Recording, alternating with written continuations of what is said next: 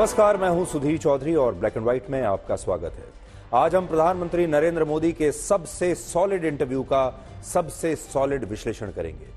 1 घंटा और 37 मिनट के इस इंटरव्यू में प्रधानमंत्री मोदी ने देश के लोगों के लिए अपना दिल खोल कर रख दिया और उन्होंने हर मुद्दे पर अपने मन की बात कही है।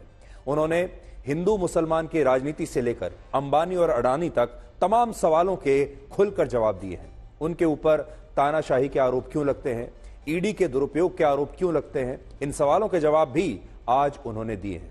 हमने उनसे यह भी पूछा कि अगर 400 सीटें जीतने का इतना ही उन्हें भरोसा है तो फिर वो इतनी कड़ी मेहनत क्यों कर रहे हैं। प्रधानमंत्री मोदी आज तक एक भी चुनाव हारे नहीं हैं। क्या शीर्ष पर बने रहने का दबाव वो भी महसूस करते हैं? ये सवाल भी मैंने उनसे पूछा। प्रधानमंत्री मोदी ने यह भी बताया कि उनके दिल को सबसे ज्यादा दुख किस चीज से पहुंचता है और खुशी किस बात से होती है। लेकिन उससे भी पहले इस समय की और आज की सबसे बड़ी खबर यह है कि मुख्यमंत्री अरविंद केजरीवाल के घर पर हुई बदसलूकी के मामले में स्वाति मालीवाल ने पूरे 83 घंटे के बाद अपनी चुप्पी तोड़ दी है और स्वाति मालीवाल ने यह बताया है कि उन्होंने इस मामले में दिल्ली पुलिस को अपना स्टेटमेंट दे दिया है और पुलिस इस मामले में अब उचित कार्रवाई करेगी।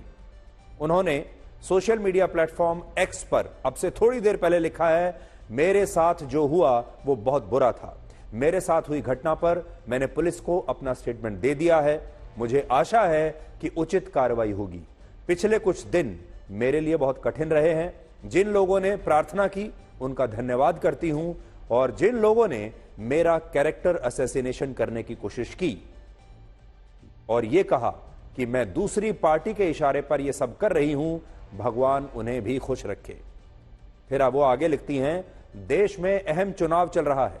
स्वाति मालीवाल जरूरी नहीं है, देश के मुद्दे जरूरी है। बीजेपी वालों से खास गुजारिश है कि इस घटना पर राजनीति न करें। सूत्रों के मुताबिक स्वाति मालीवाल ने दिल्ली पुलिस को बताया है कि 13 मई को मुख्यमंत्री अरविंद केजरीवाल के पीए विभव कुमार ने उनके साथ मारपीट की थी और 2 पन्नों की शिकायत में स्वाति मालीवाल ने विभव कुमार के अलावा 1-2 और लोगों का नाम भी लिखवाया है। लेकिन ये बाकी के लोग कौन हैं, अभी इसका खुलासा नहीं हुआ है। लेकिन पुलिस अब स्वाति मालीवाल के बयान के आधार पर अपने लीगल डिपार्टमेंट से मदद ले रही है, लीगल ओपिनियन ले रही है और उसके बाद इस मामले में एफआईआर दर्ज की जाएगी। आम आदमी पार्टी के नेता संजय सिंह ने कहा था कि अरविंद केजरीवाल अपने पीए विभव कुमार के खिलाफ कड़ी कार्रवाई करेंगे। लेकिन सच्चाई यह है कि आज जब अरविंद केजरीवाल लखनऊ एयरपोर्ट पर थे तब एयरपोर्ट पर उनके साथ उनका पीए विभव कुमार भी मौजूद था। ये एयरपोर्ट की तस्वीरें हम आपको दिखा रहे हैं, लखनऊ एयरपोर्ट की। जब अरविंद केजरीवाल लखनऊ लैंड किए तो लखनऊ एयरपोर्ट पर उनके साथ संजय सिंह तो थे ही, लेकिन उनके वही पीए विभव कुमार भी मौजूद थे जिन पर स्वाति मालीवाल के साथ मारपीट करने का आरोप है। और इससे भी बड़ी बात यह कि जब समाजवादी पार्टी और आम आदमी पार्टी की एक संयुक्त प्रेस कॉन्फ्रेंस चल रही थी आज, उस प्रेस कॉन्फ्रेंस में पत्रकारों ने इस मुद्दे पर अरविंद केजरीवाल से एक बार नहीं कई बार सवाल पूछा तो केजरीवाल बहुत असहज हो गए और इस दौरान उनकी बॉडी लैंग्वेज काफी कुछ कह रही थी, वो बहुत अनकंफर्टेबल हो गए। अब मैं आपको उस प्रेस कॉन्फ्रेंस के कुछ अंश दिखाता हूं और देखिए, तमाम पत्रकारों ने सवाल पूछे लेकिन अरविंद केजरीवाल ने जवाब नहीं दिया। अरविंद जी, स्वाति मालीवाल के मामले में अभी तक आप कुछ बोले नहीं है। आपके ओर से आपके साथ में स्वाति मालीवाल के मामले में उससे ज्यादा जरूरी और चीजें भी हैं। स्वाति मालीवाल के मामले में अरविंद जी क्या कहेंगे? भाजपा किसी के सही अरविंद जी, आज आपके साथ भी वो आए हैं, आज आपके साथ और में भी आए भाजपा झूठे मुकदमे लगाने वाला गैंग आप है। क्या बोलेंगे? अरविंद जी, स्वाति मालीवाल के मामले में अभी तक आप कुछ बोले नहीं है। आपके ओर से आपके साथ में स्वाति मालीवाल के मामले में उससे ज्यादा जरूरी और चीजें भी हैं। स्वाति मालीवाल के मामले में अरविंद जी क्या कहेंगे? भाजपा किसी के सही अरविंद जी, आज आपके साथ भी वो आए हैं, आज आपके साथ में भी आए भाजपा झूठे मुकदमे लगाने वाला गैंग है। आप क्या बोलेंगे?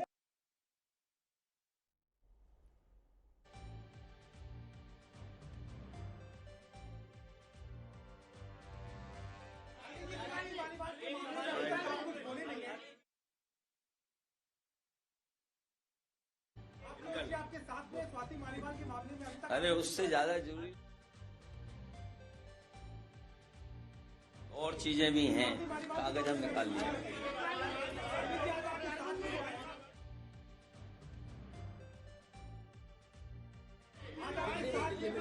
भाजपाई किसी के सगे नहीं है।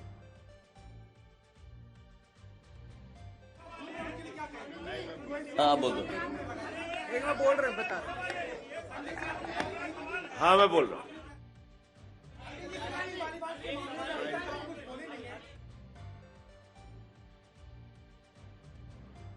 आपके साथ में स्वाति मालीवाल के मामले में अभी तक अरे उससे ज्यादा जरूरी और चीजें भी हैं, कागज हम निकाल लिए। तो सवाल अरविंद केजरीवाल से पूछा जा रहा था, लेकिन अरविंद केजरीवाल जवाब देने के लिए तैयार नहीं है। बहुत नर्वस उस समय वो लग रहे थे। माइक उन्हें अपने सामने लेना चाहिए था, आरोपों का जवाब खुद देना चाहिए था। उन्होंने एक बार माइक खिसका दिया अखिलेश यादव की तरफ और दूसरी बार माइक खिसका दिया अपने इधर दूसरी तरफ बैठे संजय सिंह की तरफ। यहां आपको अखिलेश यादव का यह बयान भी नहीं भूलना चाहिए, जो कह रहे थे कि इस मुद्दे से जरूरी और भी चीजें हैं। सुनिए एक बार फिर से।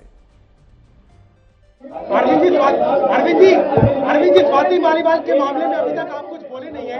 आपकी ओर से आपके साथ में स्वाति मालीवाल के मामले में अभी तक अरे उससे ज्यादा जरूरी और चीजें भी हैं, कागज हम निकाल लिए।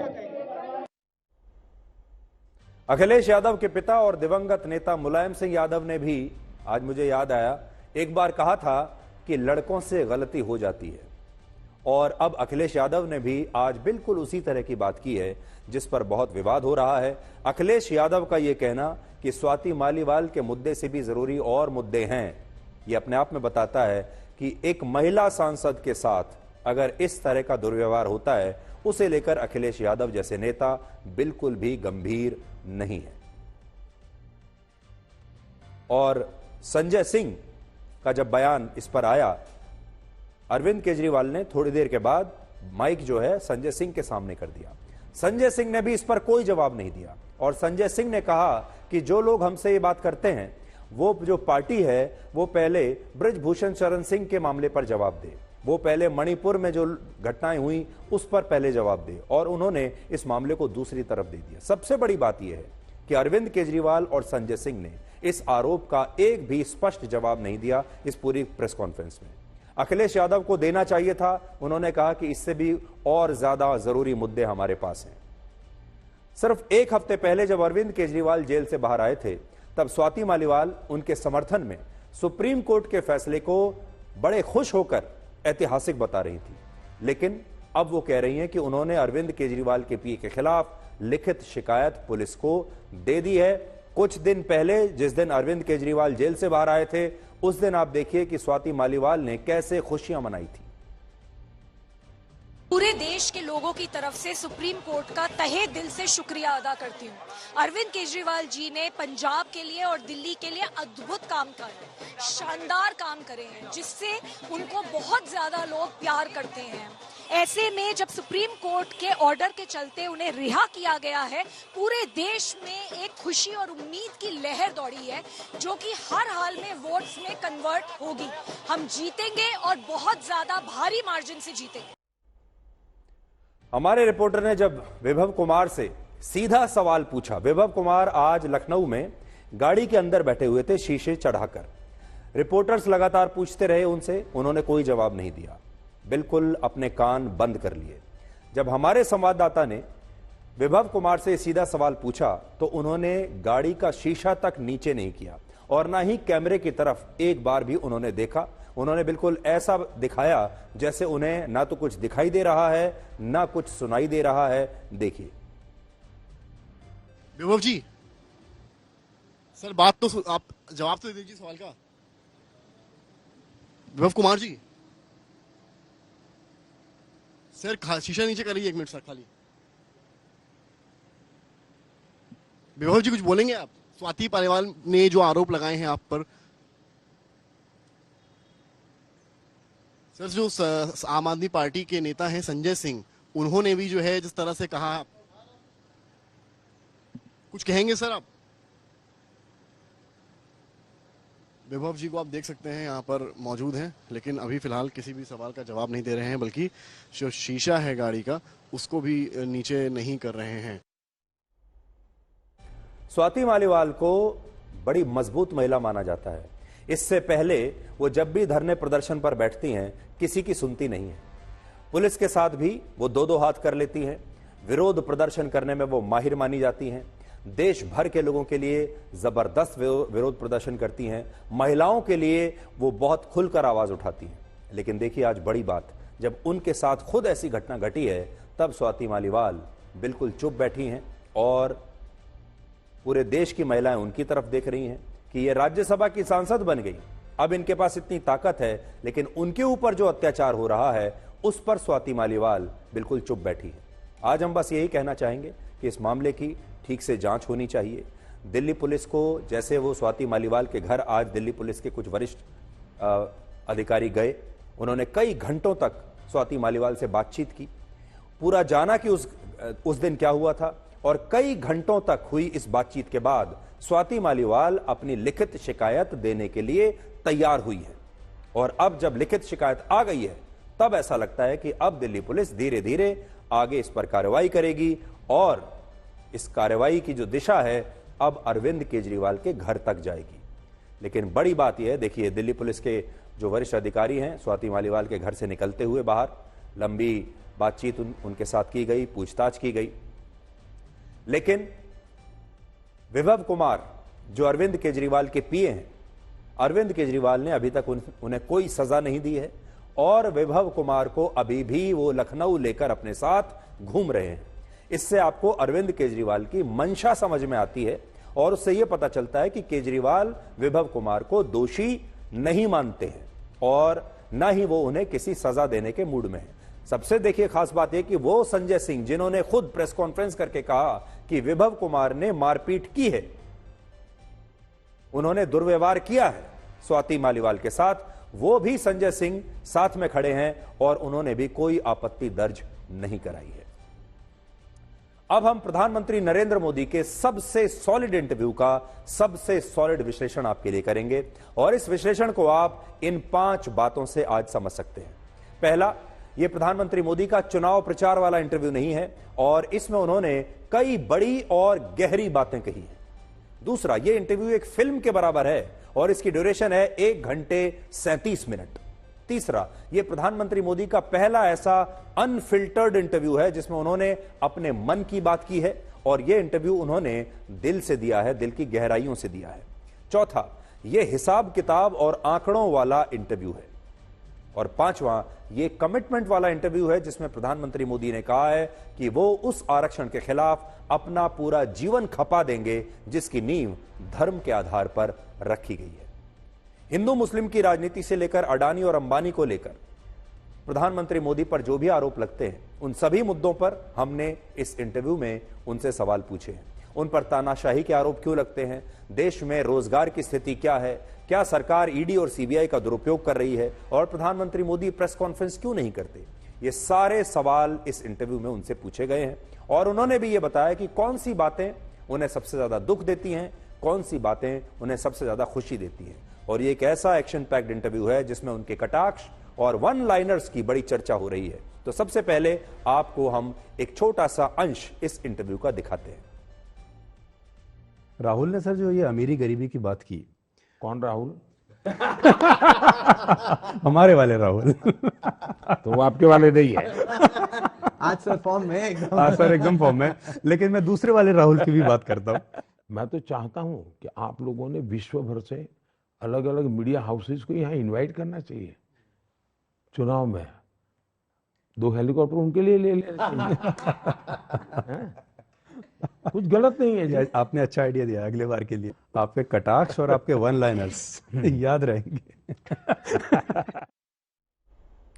और अब हम आपको जल्दी से T20 स्टाइल में इस इंटरव्यू की 20 बड़ी बातें बता देते हैं और ध्यान से आप सुनिएगा। पहली बात, अडानी और अंबानी के आरोपों पर प्रधानमंत्री ने कहा है कि देश का मान बढ़ाने वाले वेल्थ क्रिएटर्स और पूंजीपतियों का सम्मान होना चाहिए जो कि कॉर्पोरेट जगत को एक कंफर्ट देगा। दूसरा, मैंने आज तक ना कभी हिंदू मुसलमान की राजनीति की है और ना ही कभी भविष्य में ऐसा करूंगा। तीसरा, जब तक मोदी जिंदा है तब तक भारत में धर्म के आधार पर किसी को आरक्षण नहीं मिलेगा। चौथा, भ्रष्टाचार का पर्दाफाश करने वाले ईडी को वही लोग बदनाम कर रहे हैं जो भ्रष्टाचार में खुद फंसे हैं। पांचवा, भारत में एक देश एक चुनाव की व्यवस्था लागू होनी ही चाहिए। छठा, यूनिफॉर्म सिविल कोड के कानून से भारत की धर्मनिरपेक्षता को कोई खतरा नहीं है। सातवां, रमजान के महीने के दौरान गाजा में बमबारी को रुकवाने के लिए प्रधानमंत्री मोदी ने अपने एक विशेष प्रतिनिधि को इजरायल की सरकार के पास यह आग्रह करने के लिए भेजा था। आठवां, अगर भारत का हित रशिया से सस्ती दरों पर कच्चा तेल खरीदने में है तो भारत ऐसा अवश्य करेगा। नौवां, लोग पूछते हैं कि सरकार सुप्रीम कोर्ट को मैनेज क्यों नहीं कर पाई, और जब लोग ये सवाल पूछते हैं तो उनका अर्थ ये होता है कि पहले की सरकारें अदालतों को मैनेज कर लिया करती थी। 10वां, चुनाव आयोग जब अब स्वतंत्र है, जबकि पहले चुनाव आयोग के लोग सांसद और गवर्नर बनते थे। 11वां, पिछले 10 वर्षों में सरकार की 13 योजनाओं से 51 करोड़ रोजगार पैदा हुए हैं। 12वां, इन चुनावों में सबसे ज्यादा खुशी तब हुई जब श्रीनगर में वर्ष 1996 के बाद मतदान का रिकॉर्ड टूटा और रिकॉर्ड मतदान इस बार श्रीनगर में हुआ है। 13वां, मोदी की सरकार धर्म के आधार पर भेदभाव नहीं करती और ना करेगी। 14वां, 400 पार का नारा हमारा संकल्प है और मैं पहला ऐसा नेता हूं जो इसकी जिम्मेदारी भी ले रहा हूं। 15वां, अब तक के चुनाव में हुए कम मतदान के आधार पर नतीजों का आकलन करना गलत है। 16वां, संविधान की धज्जियां उड़ाने वाला गांधी परिवार आज संविधान को बचाने की बात कर रहा है। 17, चुनाव अपने विचारों को लोगों तक ले जाने का एक अवसर होता है, इसलिए चुनाव में मैं कभी थकता नहीं। 18वां, मैं कभी कंफर्ट जोन में नहीं जाता क्योंकि कंफर्ट जोन उस सीधी सड़क की तरह होता है जिस पर सबसे ज्यादा हादसे होते हैं।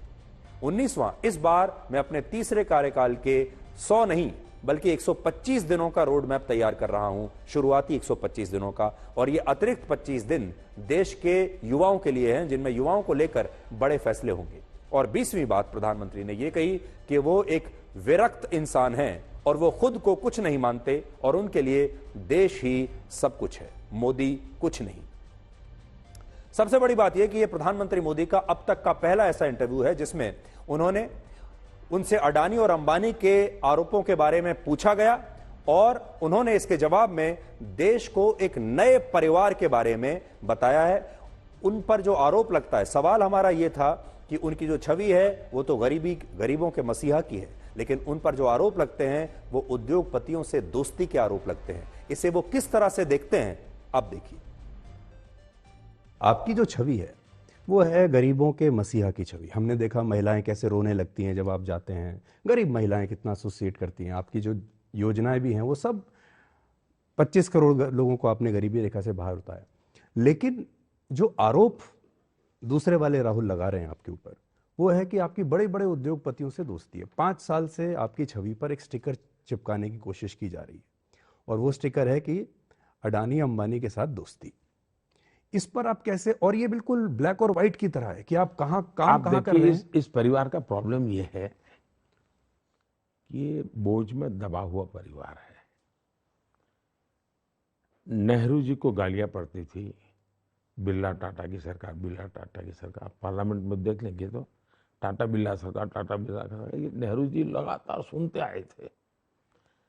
अब इस परिवार के प्रॉब्लम ये है कि जो गाली मेरे नाना को पड़ी वो मोदी को पड़नी चाहिए। तो वो सब चीज, वो राफेल क्यों लाए? मुद्दा राफेल नहीं था, उनको लगता था राफेल करूंगा तो बोफोर्स का पाप धोएगा, तो इसलिए वो लाए। साइकोलॉजिकल प्रॉब्लम है। इस चुनाव में वो इतनी मेहनत पहले कभी नहीं की, क्यों कर रहे हैं? उनको लगता है अगर मोदी तीसरी बार हो गया तो मेरे पिताजी की कोई इज्जत नहीं रहेगी, मेरी नानी की इज्जत, दादी की इज्जत नहीं रहेगी, ये तो नेहरू के बराबर हो जाएगा। वो हर चीज उसी से कंपैरिजन करते हैं और इसलिए गालियां, ये सब उन्होंने कहीं से उधारी ली हुई गालियां हैं।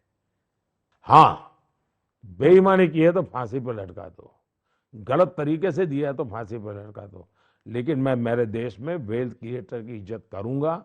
मेरे देश के उज्जवल भविष्य के लिए जितना मैं पूज्य भाव से मेरे श्रमिक के पसीने की चिंता करता हूं, उतने ही भाज्य भाव से मैं पूंजीपति के पैसों का भी महत्व समझता हूं। ये बहुत बड़ी बात है। मेरे लिए पूंजीपति का पैसा हो, मैनेजमेंट करने वालों का दिमाग हो, परिश्रम करने वाले का पसीना हो, ये तीनों को एक परिवार के रूप में मैं देखता हूं, तब जाकर के विकास होता है। और हमें पूरा यकीन है कि प्रधानमंत्री मोदी के आज के इस बयान से देश के उद्योग जगत में लोगों को एक नया सुकून मिला होगा और लोगों के अंदर एक नया विश्वास पैदा होगा। प्रधानमंत्री मोदी ने कहा कि वो जब तक जिंदा हैं तब तक देश में धर्म के आधार पर आरक्षण की व्यवस्था को लागू नहीं होने देंगे। अब देखिए, जैसे ये एक नया चल पड़ा कि संविधान बदलने वाले हैं, और ये अचानक से उन्होंने कहा और वो पिक कर गया। पिक कर गए थे तो मैं नहीं मानता हूं, लेकिन इस देश में ऐसा भी झूठ चल सकता है, सिर पैर नहीं कुछ नहीं जी। उनकी बेटी आई, प्रधानमंत्री थी वो, बेटी ने क्या किया, कोर्ट ने जजमेंट दिया कि भाई आप पार्लियामेंट मेंबर नहीं रह सकते, तो कोर्ट के जजमेंट को उलट कर दिया। देश में आंदोलन चला तो उन्होंने इमरजेंसी लगा करके सारे सब अखबारों को बंद कर दिया। उसके बाद उनके बेटे आए, साहबानों का जजमेंट आया, उन्होंने सुप्रीम कोर्ट के जजमेंट को उलट दिया, वे संविधान को बदला उन्होंने। फिर उन्होंने एक कानून लाए, जो कानून था मीडिया पर रिस्ट्रिक्शन का। देश भर में विपक्ष थोड़ा मजबूत हुआ था, मीडिया भी वाइब्रेंट होने लगा था, सब टूट पड़े कि हम फिर से इमरजेंसी नहीं आने देंगे। डर करके मारे उनको फिर वो विड्रॉ करना पड़ा।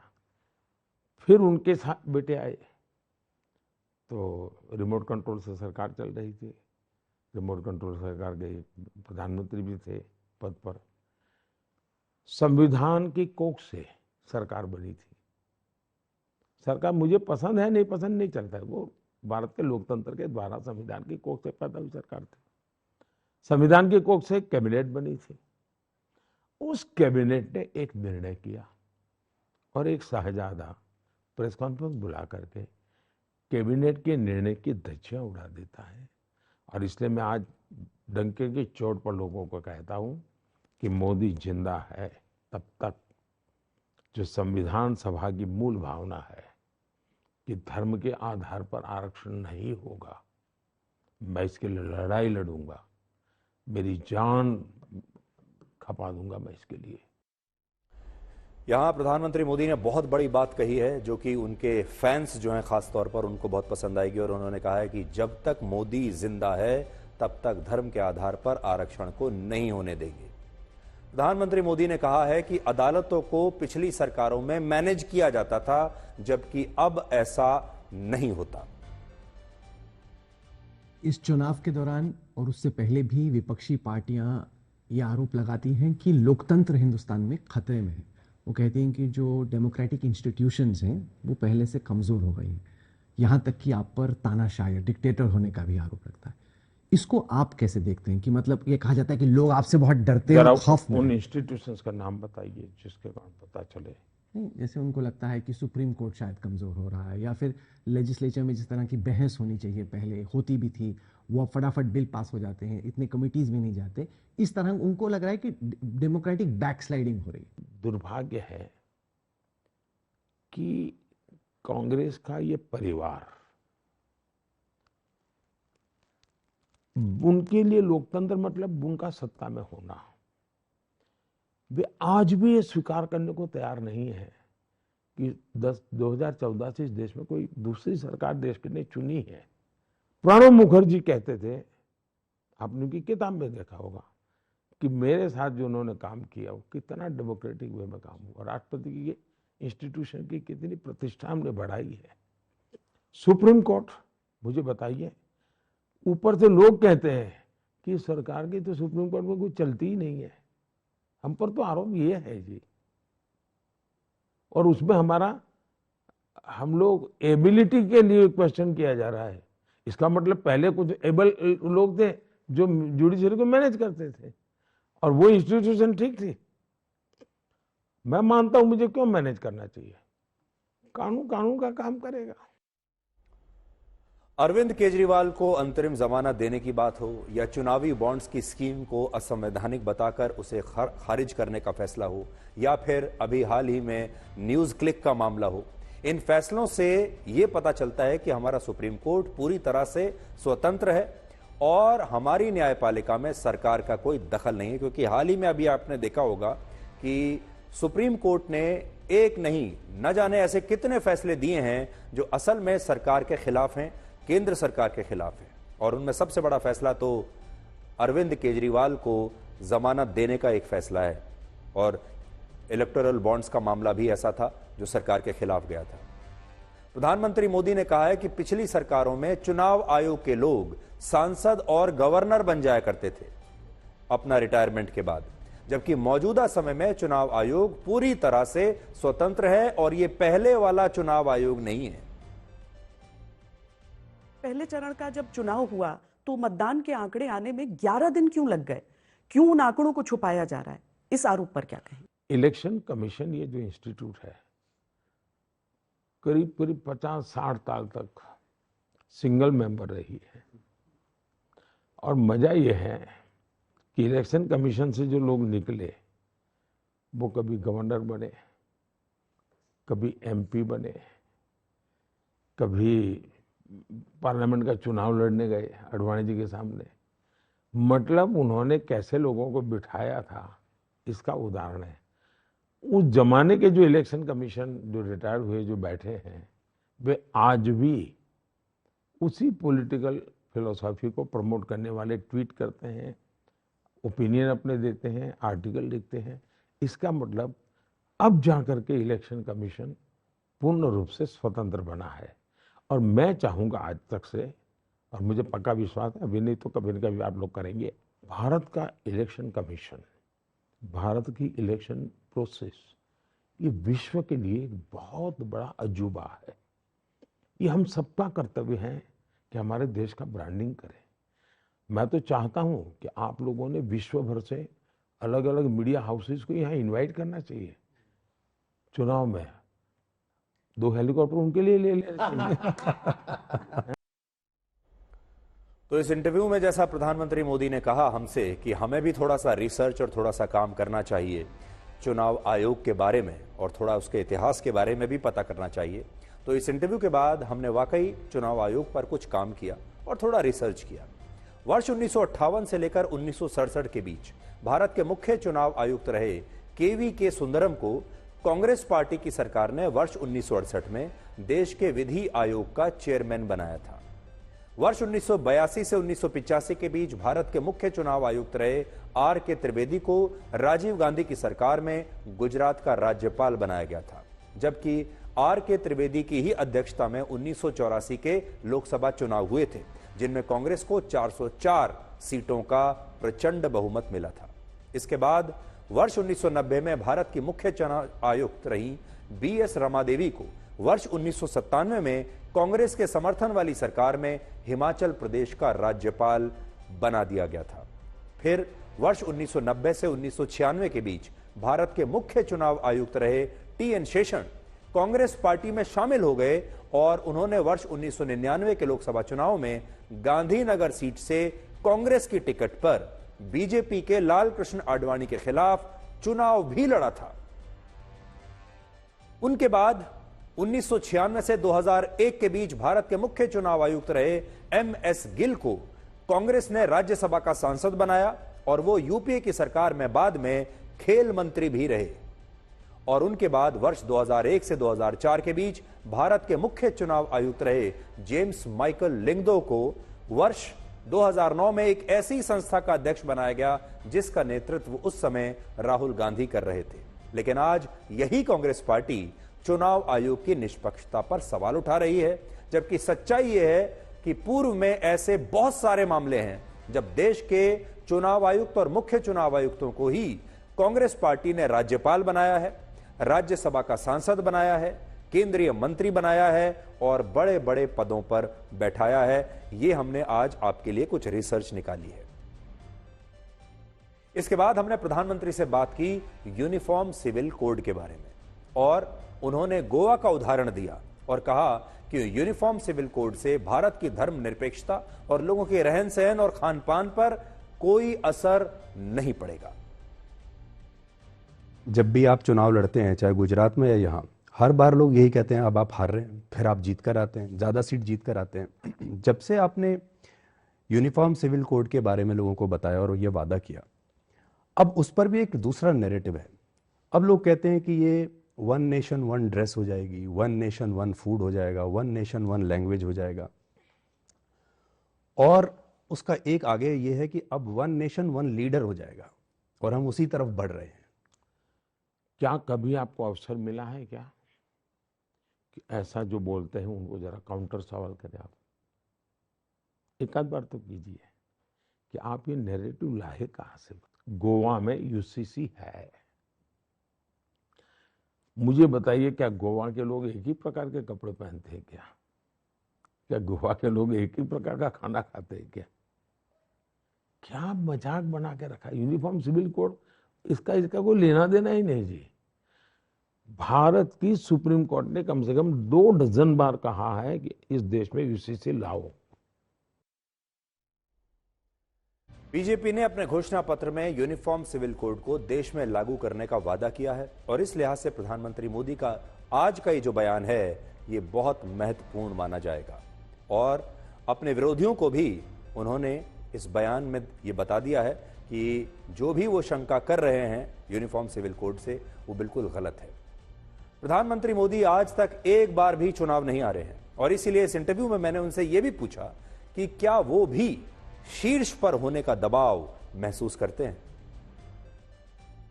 सर, आप भारत के तो सबसे लोकप्रिय नेता हैं ही, अब दुनिया के भी सबसे लोकप्रिय नेता हैं, और शीर्ष पर बने रहना, जैसे कहते हैं अंग्रेजी में, it's always very lonely at the top, और शीर्ष पर बने रहना का अपना एक दबाव भी होता है बहुत।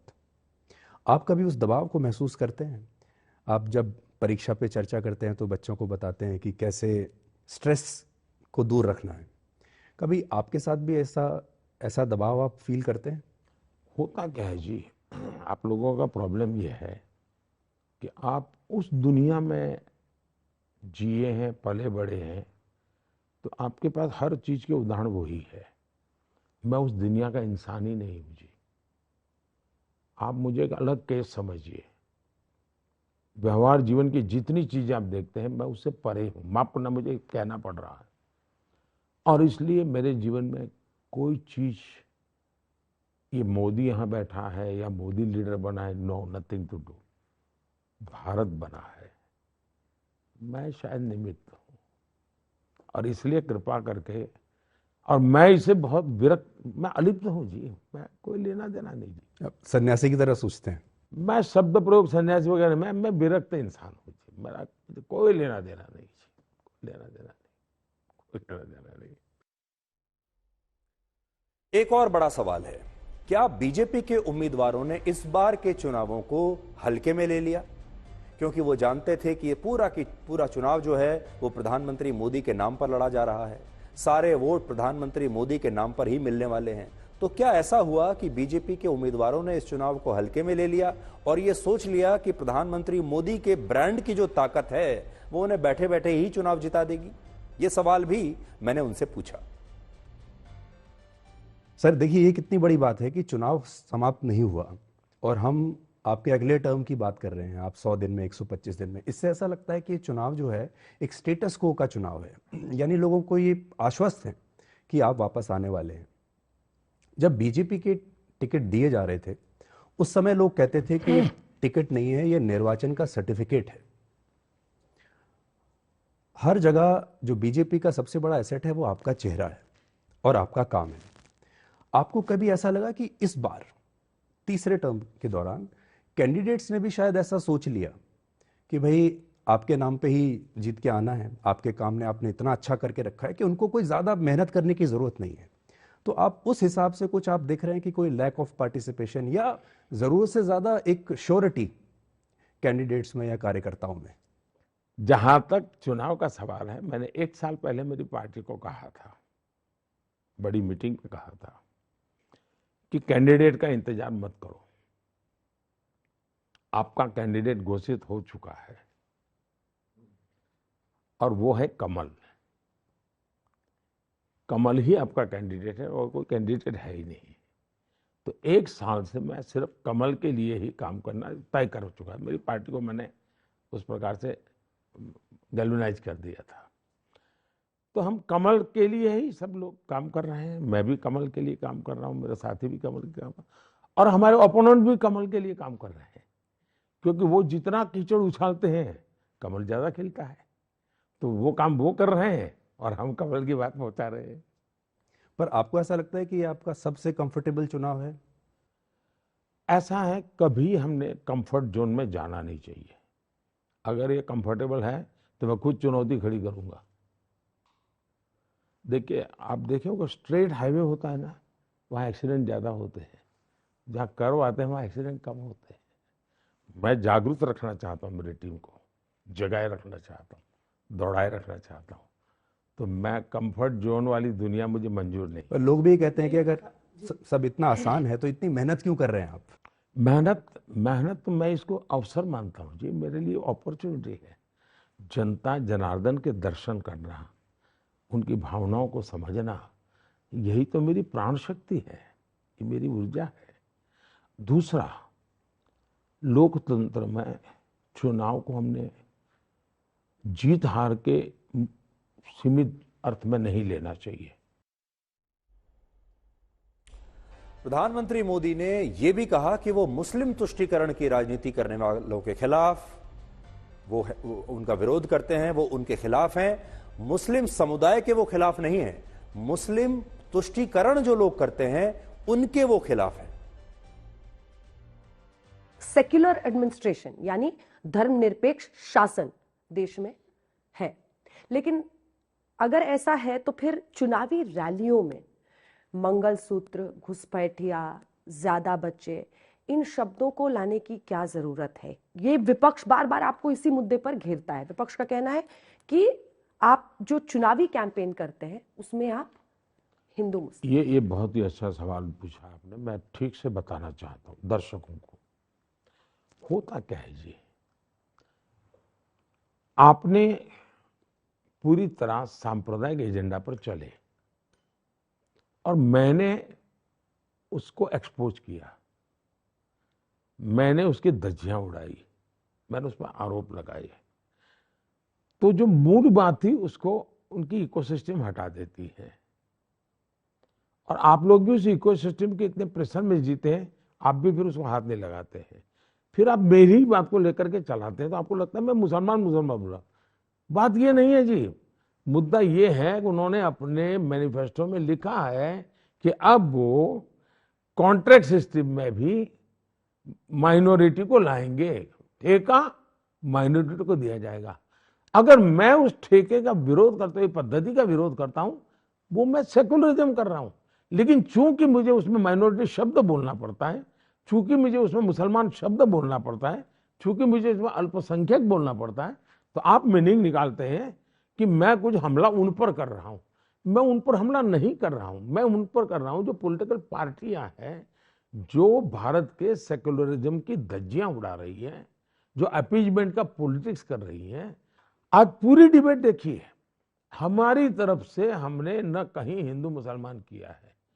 उनके मैनिफेस्टो को समझाने के लोगों को हम समझा रहे हैं कि ऐसा ऐसा। अब उसमें हम संकोच नहीं करते हैं। हम संकोच होकर के भी मुसलमान बोलेंगे तो पता नहीं हम पर थप्पा लग जाएगा, न बोले। मैं मुसलमानों को समझा रहा हूँ, ये तुम्हें मूर्ख बना रहे भाई, 75 साल से मूर्ख बना रहे, तुम क्यों मूर्ख बन रहे हो? और मैं बुद्धिमान मुसलमानों को कहता हूँ, जरा समझो भाई, क्या मिला तुम्हें? अच्छा, धर्म के आधार पर उन्होंने देश तो ले लिया, क्या वो देश मदरसा से चल जाएगा क्या? तो आपने कहा आप कभी हिंदू मुस्लिम नहीं करेंगे, आपका ये काफी। मैं हिंदू मुस्लिम न कभी किया है न करता हूं, लेकिन अगर 3 तलाक गलत है वो मैं कहता हूं तो मैं मुसलमान विरोधी हूं, ऐसा अगर आप मुझे लेबल लगा देते हैं तो आपकी मजबूरी है, मेरी मजबूरी नहीं है। तो यहां प्रधानमंत्री मोदी ने एक बहुत बड़ी बात कही है जो कि पूरे देश को स्पष्ट होनी बहुत जरूरी है, और आज उन्होंने ये साफ साफ कहा है। आपने भी देखा होगा कि उन्होंने पहले एक बयान दिया, उसके उस बयान पर बड़ा विरोध हुआ, फिर उन्होंने कहा कि वो कभी हिंदू मुसलमान नहीं करते, उसको लेकर भी बड़ा विवाद होता रहा। असल में वो कहना क्या चाहते हैं? इस इंटरव्यू में उन्होंने पहली बार एक बहुत अच्छा स्पष्टीकरण दिया है और वो ये कह रहे हैं कि वो धर्म के आधार पर होने वाली राजनीति के खिलाफ है, धर्म के आधार पर होने वाले आरक्षण के खिलाफ है, मुस्लिम तुष्टीकरण के खिलाफ है, जो पार्टियां मुस्लिम तुष्टीकरण करती हैं उनके खिलाफ है और वो चाहते हैं कि सबको समान अधिकार मिले। वो मुस्लिम समुदाय के खिलाफ नहीं है, जो मुसलमानों पर राजनीति कर रहे हैं वो उनके खिलाफ है। इसलिए उनके जो सारे बयान हैं, उन्हें जो मुस्लिम समुदाय है वो अपने खिलाफ ना माने। उनको ये इस बात की समझ होनी चाहिए कि प्रधानमंत्री मोदी मुसलमानों पर हो रही राजनीति को रोकना चाहते हैं, वो उसके खिलाफ हैं और वो उनको ये बताना चाहते हैं कि कुछ पार्टियां मुसलमानों को मूर्ख बना रही। प्रधानमंत्री मोदी को क्या अच्छा लगता है, किस चीज से वो खुश हो जाते हैं और कौन सी चीज उन्हें दुख पहुंचाती है, कौन सी ऐसी बात है जिसे उन्हें सबसे ज्यादा संतोष होता है? वैसे तो वो एक ऐसे नेता हैं जो बहुत आसानी से किसी चीज से खुश नहीं होते, लेकिन उन्होंने कहा कि उन्हें इस बार के चुनाव में सबसे ज्यादा संतोष तब मिला जब श्रीनगर में रिकॉर्ड मतदान हुआ और मतदान के लिए लंबी लंबी लाइन देखी गई। कुछ ऐसा लेबल लगाने की कोशिश कश्मीर को लेकर भी की गई थी जब 370 हटाया गया था। मोदी जी, 2014 से पहले भी मैंने कश्मीर कवर किया है, उसके बाद भी किया है, और केवल एक शहर और डाउनटाउन नहीं बल्कि बॉर्डर्स तक, जहां पर लोगों को लगा कि वो इंक्लूसिव हो रहे हैं, वो जुड़ रहे हैं मुख्य धारा के साथ। फिर 370 आया, उसके बाद से पत्थरबाजी नहीं हुई, हड़ताल नहीं हुई। श्रीनगर में क्या कमाल की वोटिंग इस बार हो गई। पर एक बहुत बड़ा धड़ा है जो कहता है कि बताइए हमसे राज्य का दर्जा ले लिया है। आप जम्मू कश्मीर की जनता को कुछ कहना चाहेंगे? पहली बात है कि मेरे इस चुनाव में आपने सवाल पूछा होता तो मुझे अच्छा लगता, लेकिन आप लोगों ने नहीं पूछा। लेकिन मैं आपने विषय निकाला इसलिए मैं उसमें से सवाल भी पैदा करता हूं, जवाब भी देता हूं। इस पूरे चुनाव में मेरे लिए संतोष की पल कौन सी? तो मेरे लिए संतोष की पल है श्रीनगर का वोटिंग, क्योंकि इसने इस बात को थप्पा मार दिया कि मेरी नीतियां सही है, मैं कोई डिस्क्रिमिनेशन नहीं करता हूं, मेरी सरकार धर्म के आधार पर भेदभाव नहीं करती है। जहां तक राज्य का दर्जा का हमने पार्लियामेंट में प्रॉमिस किया हुआ है और हम उस पर कमिटेड हैं। हाँ, हम सफल होना चाहते हैं, सफल in the sense political power में नहीं, स्थितियों में। और पहले हम पर क्या गालियां पड़ती थी, आपने इंटरनेट बंद कर दिया, चारों तरफ होल्ला मीडिया में, हम जाते थे मीटिंग में तो आप लोग मिलते थे तो इंटरनेट बंद कर दिया, कौन सा लोकतंत्र है। गालियां खाई, लेकिन मेरे कश्मीर का भला मैंने किया है। मैं दूर का देख सकता था, आप 24 घंटे चैनल के लिए देखते थे, मैं देश के लिए देखता था। और इसलिए मैं इंटरनेट की गालियां खाने के बाद भी, इंटरनेट बंद कर करके भी मैं नौजवानों को गलत रास्ते से बचाने में सफल हुआ। तो आज का जो इंटरव्यू है, अभी आपने जो देखा, अगर उसका हम एक संक्षिप्त सा विश्लेषण करें तो आपको ऐसा लगेगा कि आप किसी ऐसे बेताब नेता का इंटरव्यू नहीं देख रहे जिसे हर कीमत पर सिर्फ चुनाव जीतना है और उसके सारे काम, उसकी सारी रणनीति सिर्फ वोट पाने के लिए है और चुनाव जीतने के लिए है। प्रधानमंत्री मोदी एक लीडर की तरह बात करते हैं, एक विजनरी की तरह बात करते हैं, और चुनाव जीतना और वोट पाना ये उनके लिए एक बाय प्रोडक्ट है। वो हर काम वो करना चाहते हैं जो देश के लिए अच्छा होगा। जो उन्होंने आज इंटरव्यू दिया है, इसको मैं ये कहूंगा कि चुनाव प्रचार वाला इंटरव्यू नहीं था, बल्कि इसके अंदर एक गहराई थी। उन्होंने देश को यह बताया कि वो अलग सोचते हैं, और कई बार जब वो अपनी बात कहते हैं तो बहुत सारे लोगों को समझ में नहीं आता, क्योंकि जब वो कोई रणनीति बनाते हैं तो उसका रोड मैप उन्हीं को पता होता है, बाकी लोगों को समझ में नहीं आता कई बार। इसलिए उम्मीद करते हैं कि आपको ये इंटरव्यू पसंद आया होगा, और ये इंटरव्यू एक ऐसा इंटरव्यू है जो कि आगे चलकर भी भविष्य में याद किया जाएगा। तो आज के लिए ब्लैक एंड व्हाइट में इतना ही। अब आपसे हमारी अगली मुलाकात होगी कल रात 9 बजे। तब तक आप खुश रहिए, सुरक्षित रहिए, स्वस्थ रहिए। और सुखी होने के बहुत सारे रास्ते हैं, लेकिन दूसरों से ज्यादा सुखी होने का कोई रास्ता नहीं है। नमस्कार।